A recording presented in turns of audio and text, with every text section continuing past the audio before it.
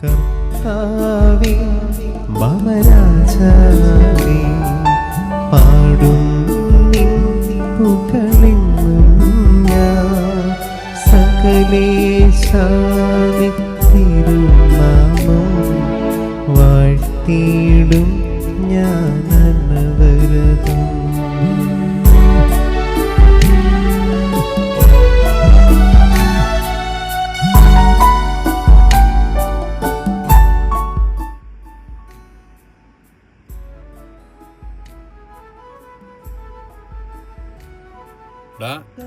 ഞാൻ പള്ളിയിലാ.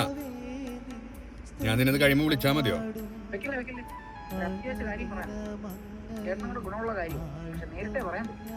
ഞാനൊരു കാര്യം ചെയ്യാം.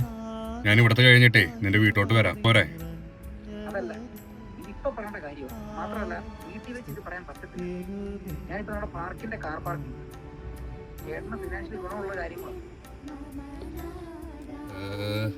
ഒരു കാര്യം ചെയ്യാം. ഞാൻ 15 മിനിറ്റിൽ അങ്ങോട്ട് എത്താം. ഓക്കെ?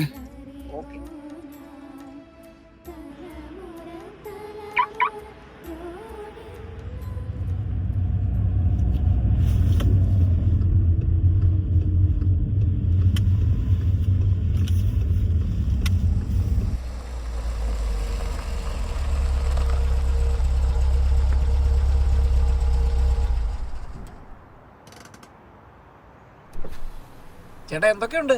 സുഖമല്ലേ? ആ സുഖം തന്നെ. എടാ പുറത്ത് തണുപ്പല്ലേ, നീ കയറിയിരിക്കേ. ഏയ് വലിയ തണുപ്പൊന്നുമില്ല ചേട്ടാ. ചേട്ടാ ഇറങ്ങി വാ, നമുക്ക് നടന്നുകൊണ്ട് സംസാരിക്കാം.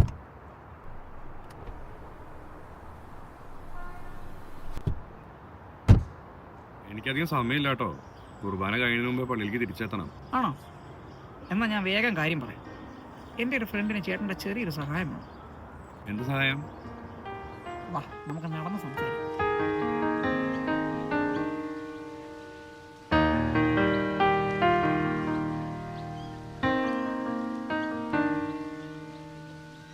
ചേട്ടാ റിസ്ക് എടുക്കാതെ ഒരു കാര്യം നടക്കത്തില്ലല്ലോ.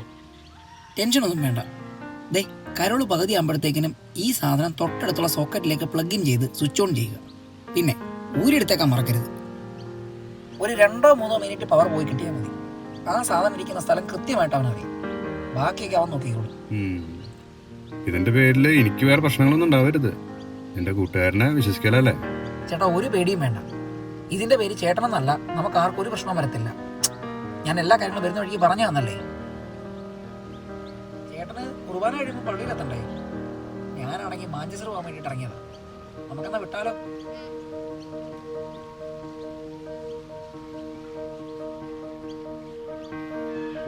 പോയേക്കാം.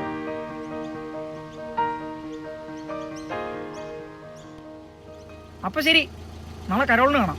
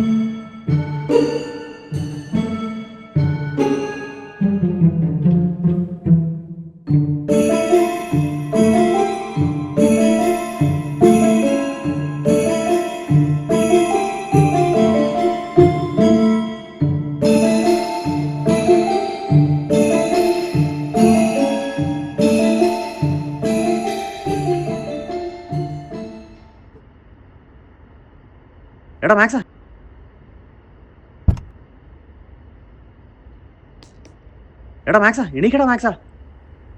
നീ അങ്ങോട്ടാ കരോളിന്റെ ഇടയ്ക്ക് ഇറങ്ങിപ്പോയത്? ഏത് കരോള്? ഞാൻ ഇപ്പൊ എവിടെയാ?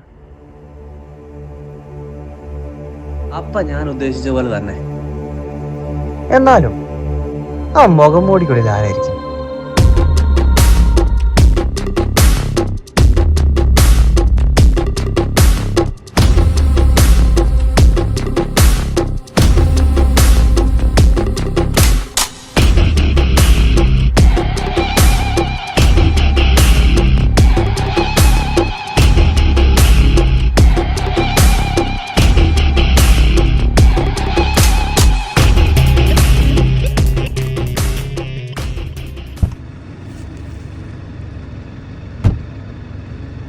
എന്തായി? നമ്മൾ പ്ലാൻ ചെയ്ത പോലെ കാര്യങ്ങളൊക്കെ നടന്നോ? എല്ലാം സെറ്റ് മോനെ, നീ വണ്ടി എടുക്ക്. അപ്പൊ മിഷൻ സക്സസ്. പൊളി മോനെ, നമുക്ക് എത്രയും പെട്ടെന്ന് ഇവിടുന്ന് സ്കൂട്ടാവാം. നീ വണ്ടി എടു.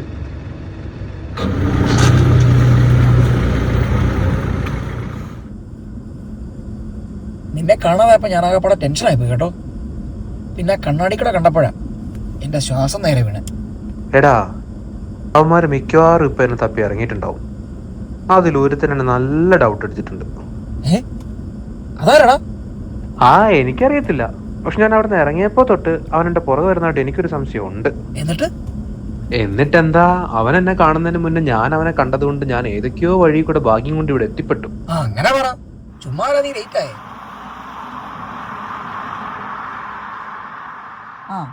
ഞങ്ങൾ ഈ പരിസരത്തൊക്കെ തന്നെ ഉണ്ട്.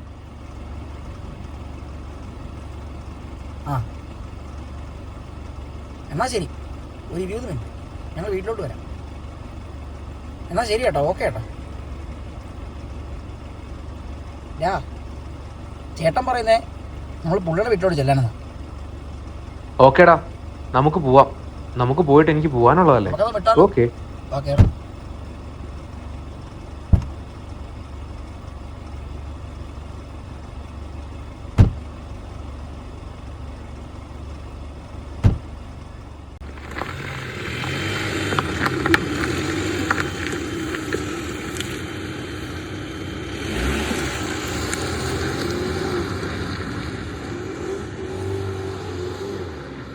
തലസ്ഥാനം ക്രിസ്മസിനെ വരവേൽക്കുന്നത് LMS കോമ്പൗണ്ടിലെ ക്രിസ്മസ് കാഴ്ചകൾ കാണാൻ രാത്രിയോടെ നിരവധി പേരാണ് എത്തുന്നത്.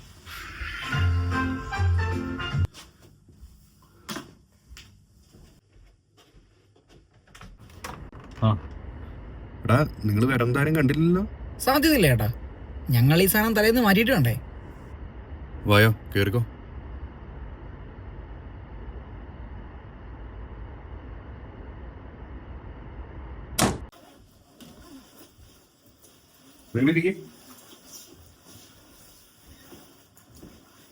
ചേട്ടാ, ഞാനാണ് ഫെലിക്സ്. ഞാൻ മയക്കി കിടത്തിയ പാപ്പയുണ്ടല്ലോ, നമ്മുടെ മാക്സൺ. അതെ, അവന് വേറെ കുഴപ്പമൊന്നുമില്ലല്ലോ. നിന്റെ പേര് എനിക്കറിയാം, പക്ഷെ നമ്മൾ കാണുന്നത് ആദ്യമായിട്ടാ. മാക്സിന് കുഴപ്പമൊന്നുമില്ല, പക്ഷെ പാപ്പ മാറിയത് അറിഞ്ഞതോടുകൂടി അവിടെ സിറ്റുവേഷൻ ഇത്തിരി മോശമായി. അയ്യോ, എന്നിട്ടെന്താ? ജോയി ചേട്ടനെ അറിയിക്കണം, പോലീസിൽ പറയണം എന്നൊക്കെ പലരും പറയുന്നുണ്ടായി അവിടെ. പിന്നെ പലർക്കും PR കിട്ടാറായതുകൊണ്ട് ഈ ഒരു പ്രശ്നം നമ്മളെയും ബാധിക്കുമെന്ന് പറഞ്ഞപ്പോഴാണ് ഒന്ന് ഒതുങ്ങിയത് അവര്. അതാണ് ഞാൻ പറഞ്ഞത്, ചേട്ടൻ അതൊക്കെ സിമ്പിളായിട്ട് കൈകാര്യം ചെയ്യുന്നു. ബോബി ഇത് വിടുന്ന ലക്ഷണമില്ല, അവന് തുടക്കത്തിലെ സംശയമുണ്ട്. പിന്നെ വേറെ ആരും അതിനെ സപ്പോർട്ട് ചെയ്യാത്ത കാരണം തൽക്കാലത്ത് അതോടെ ഒതുങ്ങി. ചേട്ടനോട് എനിക്ക് എങ്ങനെ നന്ദി പറയണമെന്ന് അറിയില്ല. ചേട്ടന്റെ സഹായം ഇല്ലായിരുന്നെങ്കിൽ ഇത് നടക്കില്ലായിരുന്നു. എടാ, നീ നന്ദിയൊന്നും പറയണ്ട, എൻ്റെ ഒരു സാഹചര്യം കൊണ്ടുകൂടിയാ ഇതിനൊക്കെ ഞാൻ കൂട്ടുനിന്നത്. എന്തായാലും നമ്മൾ ഉദ്ദേശിച്ച കാര്യങ്ങളൊക്കെ കാണുന്നല്ലോ, അത് മതി. അപ്പോ ബാക്കി കാര്യങ്ങൾ എങ്ങനെയാ? അത് ചേട്ടൻ പറഞ്ഞു, നമുക്ക് എന്താന്ന് വെച്ചാൽ ചെയ്യാം. അതെ. അല്ല, ആന്റണി എൻ്റെ അടുത്ത് പറഞ്ഞതേ ഇതിന്റെ ഒരു ഷെയർ എനിക്ക് കിട്ടുന്നതായിരുന്നു. ഷെയർ എന്ന് പറഞ്ഞാ ഇത് അങ്ങനല്ല.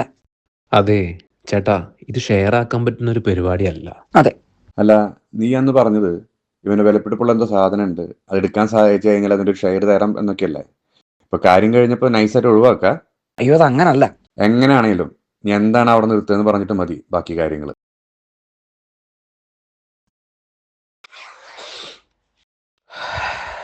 ഞാൻ പറയാം. ഞാനും ആന്റണിയും പഠിക്കാൻ വന്ന കാലം തൊട്ട് ജോയിച്ചേട്ടന്റെ വീട്ടിൽ ഒരുമിച്ചായിരുന്നു താമസം. പഠനമൊക്കെ കഴിഞ്ഞ് PSW നിൽക്കുന്ന സമയത്തും ഞങ്ങൾ ഒരുമിച്ചായിരുന്നു ജോലി ചെയ്തിരുന്നത്. വീക്കെൻഡിൽ പബ്, പാർട്ടി, അങ്ങനെ തകർത്ത് നടക്കുന്ന ഒരു കാലം.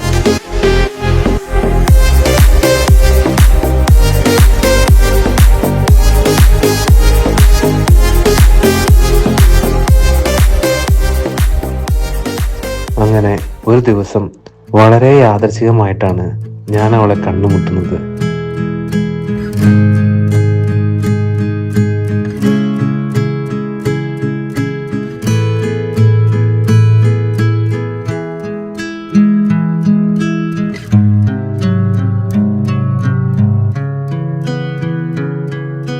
പിന്നീട് ഞാൻ അവളെ സ്ഥിരമായി കാണാൻ ശ്രമിച്ചുകൊണ്ടേയിരുന്നു.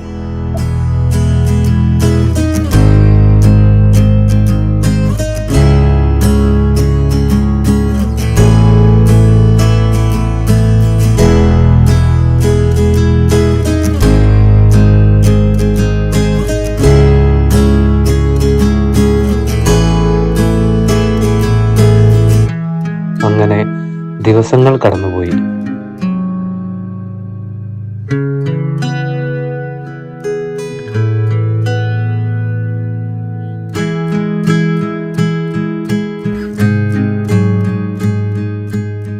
അങ്ങനെ ഒരു ദിവസം അത് സംഭവിച്ചു.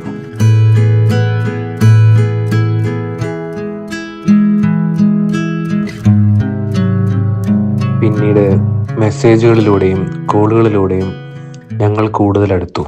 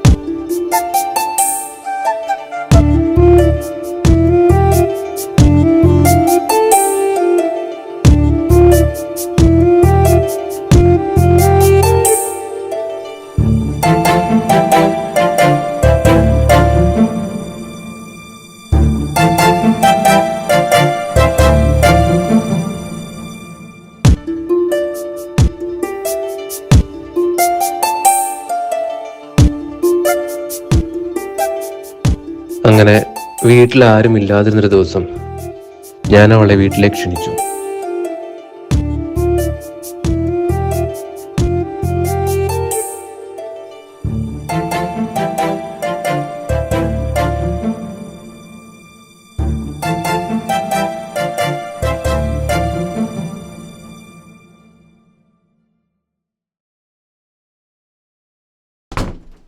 അന്നത്തെ എൻ്റെ മെച്യൂരിറ്റി ഇല്ലായ്മ, അന്ന് നടന്ന കാര്യങ്ങളെല്ലാം ഞാൻ ക്യാമറയിൽ നീ നിർത്തിക്കോ.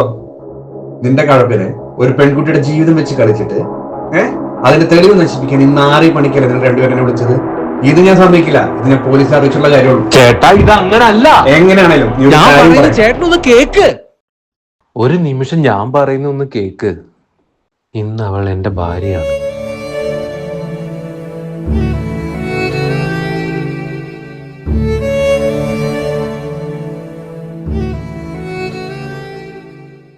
പിന്നെ എന്തിനാ നീ ഇത്ര ബുദ്ധിമുട്ടി ഇതൊക്കെ കാട്ടിക്കൂട്ടിയത്?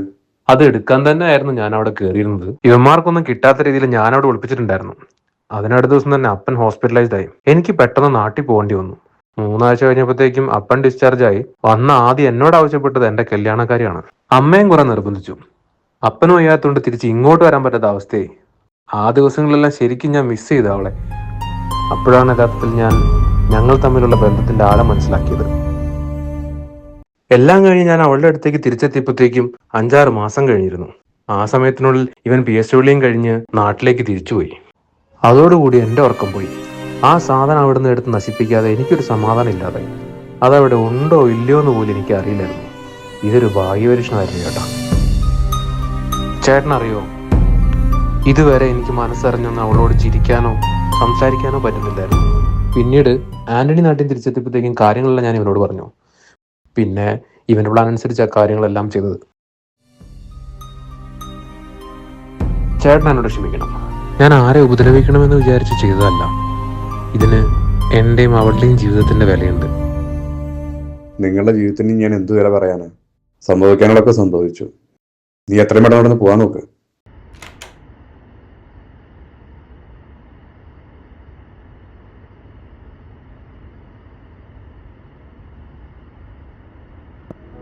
അപ്പോൾ ശരി ഏട്ടാ, താങ്ക്സ്. നമ്മൾ എന്തായാലും ഇനിയും കാണും. ശരി ശരി, നിങ്ങൾ രണ്ടുപേരും പോകാൻ നോക്ക് വേഗം. ഒരു മിനിറ്റ് ചേട്ടാ, എൻ്റെ അടുത്ത് വേറെ പരിപാടിയുണ്ട്, നമുക്കത് നോക്കിയാലോ? നിന്റെ ഓരോ പരിപാടി ഇതോടെ നീ നിർത്തിക്കോ. ഈ മേലെ വല്ല പരിപാടിയിട്ട് ഭാഗത്ത് കണ്ടോയെങ്കിലേ പോയിക്കോ.